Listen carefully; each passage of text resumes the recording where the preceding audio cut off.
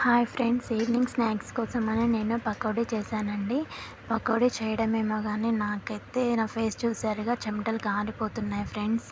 నేనైతే ఈ పకోడీ శనగపిండి మరియు కార్న్‌ఫ్లోర్ అంటే మొక్కజొన్న పిండి ఈ 2 కలిపి మిక్స్ చేసి నేను పకోడీ చేశాను ఫ్రెండ్స్. చూసారుగా వైట్‌గాను అండ్ యెల్లో కలర్ కనిపిస్తున్నాయి. 2 కలిపాను. దీంట్లోకి ఆనియన్స్ మంచిగా ఉన్నవి తీసుకొని వాష్ చేసి చిన్న చిన్న పీసెస్గా కట్ చేసుకున్నాను. చాలా ఆనియన్స్ వేస్తే చాలా టేస్టీగా ఉంటుంది, కరకరలాడుతూ వస్తాయి.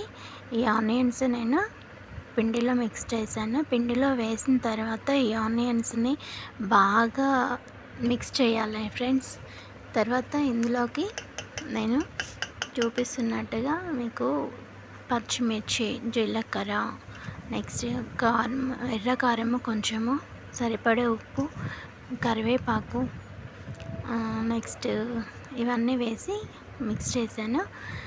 తర్వాత ఇవన్నీ బాగా మిక్స్ చేసిన తర్వాత కొన్ని వాటర్ తీసుకోవాలి.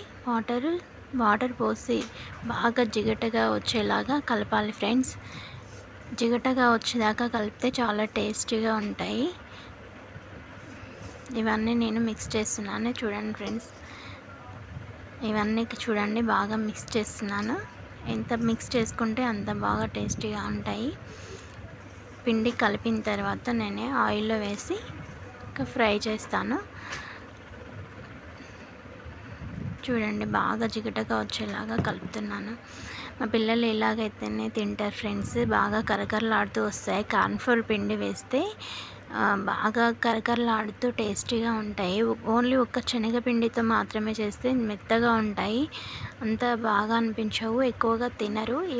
ఈ పిండి వేస్తే మాత్రం చాలా బాగా తింటారు. మేము కూడా చాలా బాగా తింటాము. చాలా టేస్టీగా ఉంటాయి. ఒకసారి మీరు కూడా ట్రై చేయండి ఫ్రెండ్స్. ఇలా ఆయిల్లో వేసి ఫ్రై చేసుకున్నాను.